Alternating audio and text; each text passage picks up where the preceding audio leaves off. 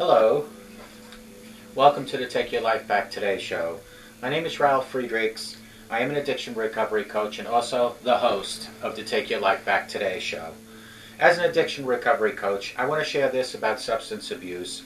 And mind you, I want to leave an everlasting impression upon you, so let me be crystal clear on this. Imagine you've been buried alive. Let's say you're in a coffin, but you know you're not dead. You're just laying there. You don't know how to open a coffin and push the enormous weight of the dirt that's upon the lid. You think about giving up and waiting for death to arrive. But you also think about banging on the coffin so that maybe you will unsettle the ground above and maybe, just maybe, someone might hear you and start digging down to help you. That is what it's like to find yourself at the lowest point of alcohol and drug addiction. You know you need help, you know you can't do it completely on your own, but you don't know how to get that help. In reality, there are people standing by that grave, but you don't know that. You think you're just going to die. Usually, though, people don't think of death when they are habitually using drugs. In order to feed an addiction, you have to be good at repressing the fear of death.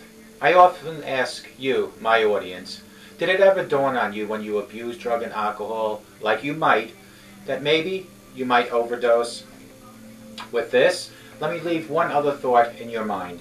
Don't be that poor person in the coffin banging on the lid, hoping that somebody might hear you and start digging down towards you. Do the right thing. Take the first step. Get a hold of someone like myself at 844-405-HELP. Call me at the Take Your Life Back Today show, and I will help you take your life back. Folks, before your life is gone. Folks, Larry Geis from the Geis Academy. You can reach him at 516-458-2741. That's 516-548-2741. Larry Geis is an addiction recovery coach. He is the bridge between addiction and recovery. Walk with him hand in hand from your addiction to your recovery. If you have low self-esteem, depression, family issues, addiction, recovery questions, get a hold of Larry Geis. You can find him on the internet at www.odysseyconsultant.org, or you can give him a call at 516-458-2741. That's Larry Geis from the Geis Academy. When you speak to him, you tell him that you heard about him on the Take Your Life Back Today show. GlobalEyeglasses.com, they are focused on saving you money.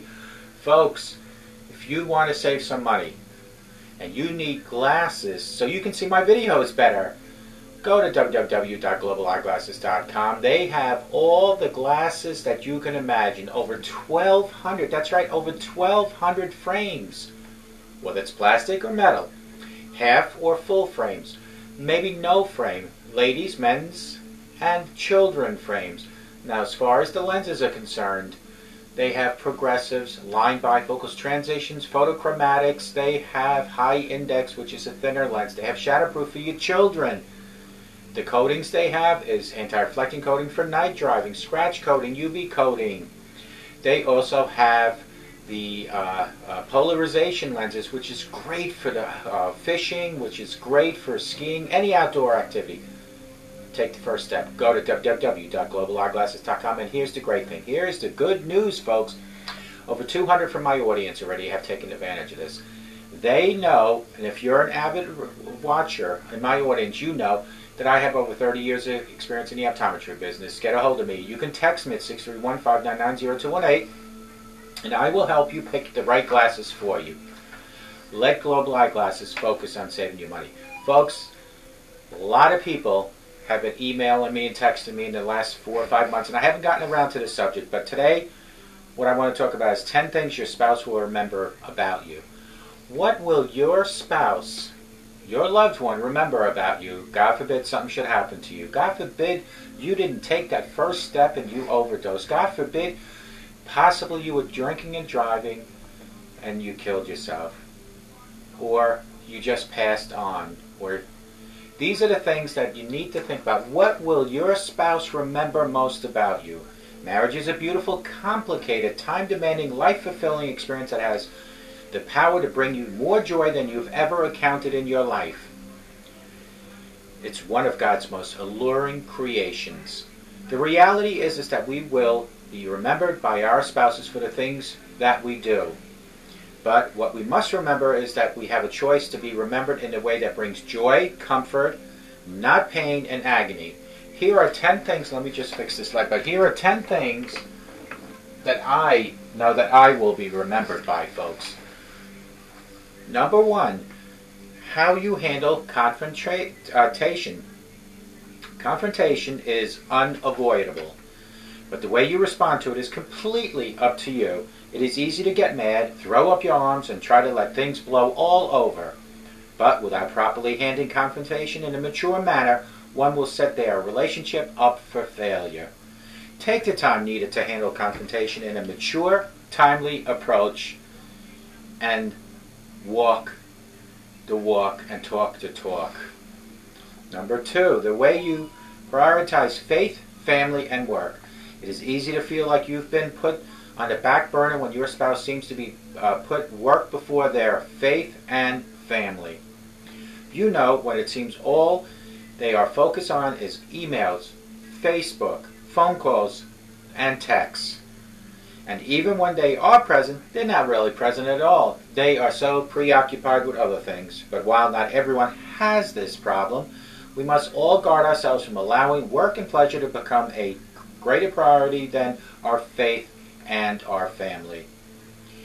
I'd be the first to admit that I have failed many occasions in doing this, and this is why I live and I learn each and every day. The back burner is a distressing place to be, and my wife deserves the first of my time and emotions, not the leftovers that bring from work. Number 3, how to handle finances and spending. Will your spouse remember you from that? Finances are hands down one of the biggest reasons couples argue. And while not everyone has issues of charging thousands to their family credit cards, how you manage and handle your finances is something your spouse will always remember about you. Be open and honest with each other about spending. When two becomes one, so does their financial home state. They shouldn't be 2 separate paychecks and 2 separate accounts. Everything should be put into one till. Number 4, how you treat people who are different than you. The world is full of people who are different from each other, and how we respond to those people shows a lot about our character. How do you treat people who live a lifestyle different than yours? Your spouse will remember exactly how you interact with individuals who are different from you. They will remember how you act, respond. Number 5, the way you treat them when no one is looking. Treating your spouses like a king or a queen while everybody has their eyes fixed on you is easy, and it's a sign of showing off. But what happens when the doors are closed and nobody can see what really is going on? How do you treat your spouse then? How have you treated your significant other in the comfort and the safety of your own home behind closed doors? Your spouse will remember how you treated them when nobody was looking around to call you out if something was said or done. That's how you will be remembered. Number 6, the way you show them affection.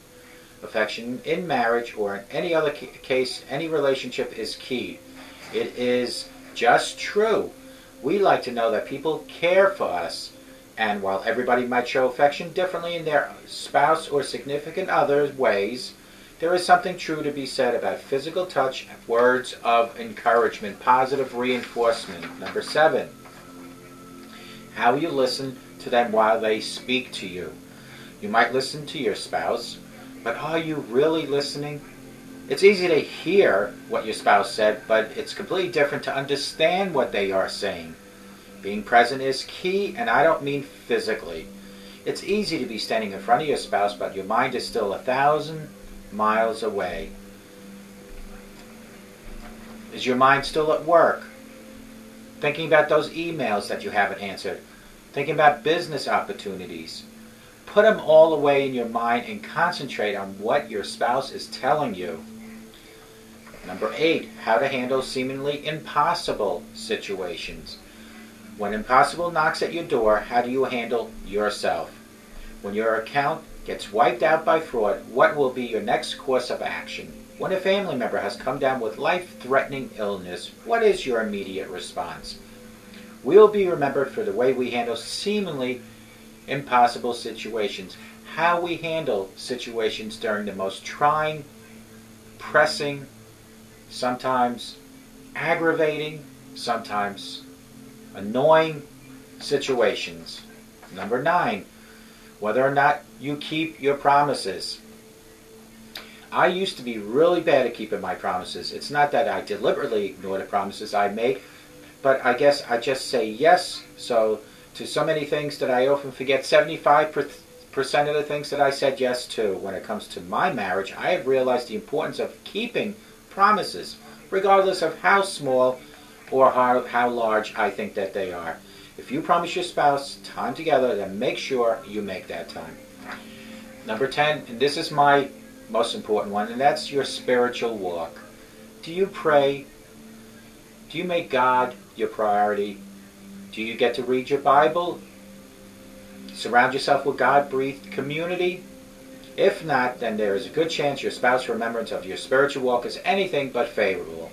Your spiritual journey plays an imperative role in life, and I believe the way we treat our spouses are sometimes a direct reflection of our spiritual fuel tank.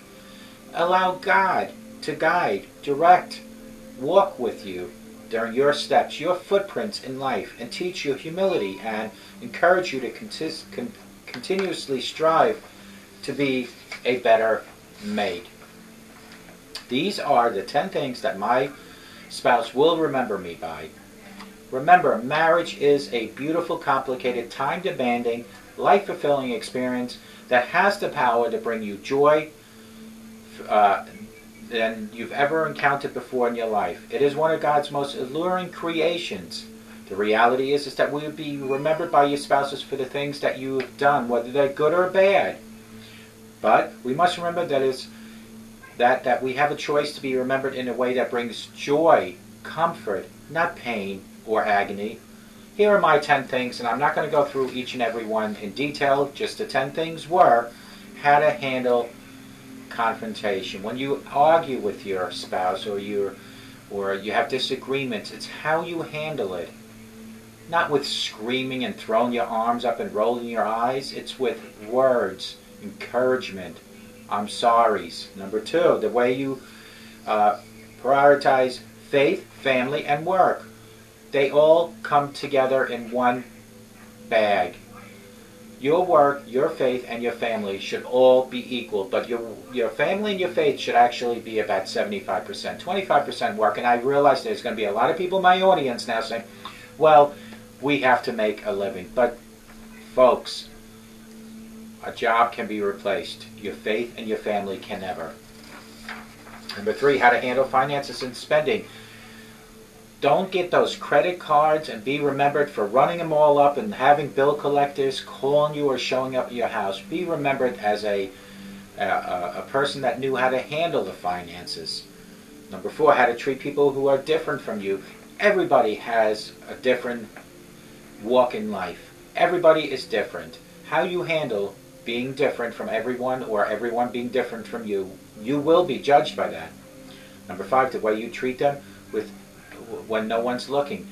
Don't be a show-off and treat your husband or your wife with kisses and hugs in the public, trying to be something that you might not be, and then behind closed doors, God knows what's going on. And I'm hoping not the worst by physical abuse, but how you treat your husband and your wife behind closed doors, how it should be in the open, and vice versa. Number 6, the way you show them affection. Affection in marriage, or in any case, in any relationship, is key. It is just that way. We would like to know that people care for us, whether it's being with physical contact and or words. Number 7, how you listen to them while they speak to you. Give them 100%. I know you're going to tell me I do listen, but you might be listening. You might be hearing, but are you understanding? Don't be 1,000 miles away in your mind. Don't think about your work, your emails, your business opportunities, or anything but other than what your spouse is telling you. Number 8, how you handle seemingly impossible situations. When crisis hit your home front, How you react to them, you will be remembered. When impossible knocks at your door, how do you handle yourself? Do you handle yourself in a calm, relaxed way? When your accounts gets wiped out by fraud, how do you handle yourself? We, meaning us spouses, will be remembered for the way we handle seemingly impossible situations. Number 9, whether or not you keep your promises. This used to be one of my worst things. I'm getting better at it, and I'm not sure how you guys are, but I used to say yes to everything that I would take care of and only remember 75%. And that's actually giving myself credit, 75%. It was probably even less than that, but now it's become better, and I've matured when it comes to that. So if you promise your spouse time together, then make sure that you spend that time together. Most important, your spiritual walk. Let me ask you something. Do you pray? Is God a priority in your life? Do you get to read the Bible?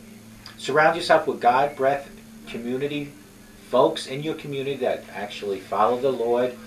If not, then there's a good chance your spouse's remembrance of your spiritual walk is anything but favorable. Your spiritual journey is an imperative role in your life. And you know, there's going to be people now in my audience that are going to say, well, Ralph, my spouse doesn't believe in God. But let me ask you this then. If you have 25% belief, 50% or 75%, show that God lives within you through your spouse. Simple as that. I'm not saying try to convert. I mean, that's great. You can try and convert. I'm saying your actions, your words, your well-being, your how you treat other people, if it's anything reflected through the Word of God, through God's guidance and directions, will actually eventually rub off onto your spouse. So for you naysayers that are out there saying, well, my spouse doesn't believe in God, so why should I? One day, my friend, you'll be standing by the golden gates, and God will be judging you on your life. So let it start changing. Do not, and I repeat, do not be that person that's in the coffin banging on the lid hoping that somebody will hear them. Be that person that makes the move today to get changes, whether it's alcohol addiction, drug addiction, whether it's depression, low self-esteem, whatever the situation is, you need to make the move. Once again, there's going to be people out there saying, Ralph, I'll worry about it tomorrow. My friends, a lot of people don't have it tomorrow. There are so many people that probably use that analogy and they didn't wake up the next morning, whether it was from natural cause of death or OD or an accident. Tomorrow's not guaranteed, but if you're watching me right now, you have right now to make that change. And how do you do that? If it's an addiction issue that you are dealing with, first thing you need to do is to admit to yourself you have an issue. Then reach for your higher power. And if you don't know much about God, let me tell you about Him. God created you. God is with you. God is sitting right next to you. God watches over you. And if you're one of those naysayers again that says, well, why is everything happening bad in my life? And I'll tell you why. Well, I'll tell you one of the reasons why. It's because you don't believe there is a God. Start believing there is a God. Start believing that God will help you, and believe me, you'll see the signs. As much as I promise you, when you seek help and you get that help, you'll see signs. You'll see physical signs, spiritual. You'll see financial signs, relationship signs. Everything will start coming together, but it takes work and tiny steps. No one can go from one side of the road to the other side of the road with one giant leap. You have to take small steps. You have to look left and right, proceed with caution, and take the tiny steps. Let today be the first day of your new life, and while you're walking through the sand of life, let your footprint show to people that path that you've walked from this day forward. A path of love, respect, compassion. Leave behind the path of destruction, of alcoholism and drug addiction. It doesn't matter where you came from, folks. It does not matter where you came from. What matters is where you are now and where you are going tomorrow. You are here right now. You can learn from yesterday, but you can't change yesterday. Take that walk through the sand and leave brand new footprints. And those footprints will lead you to a better life. Reach for God. Ask Him for guidance and direction. Folks, I hope to God this was a very educational little segment, 10 things your spouse will remember you, because one day, whether it's you first or your spouse, one of you two, including myself, either myself or my wife, one of us will have to remember the other person first. And I know only good things I'll remember my wife for. And I, in the last few years, have given my wife some good things to remember. Years ago, maybe not. But that's my point. It doesn't matter where you've been. What matters is today and tomorrow. Make the changes. Call me at 844-405-HELP. I hope to God, no matter where you are, that you have the best day in your life. But I hope and I pray dearly that you have a sober rest of your life and you make the best of your life, and that you leave your spouse one day with only good thoughts, positive thoughts, and your children to remember you by. And may God bless you.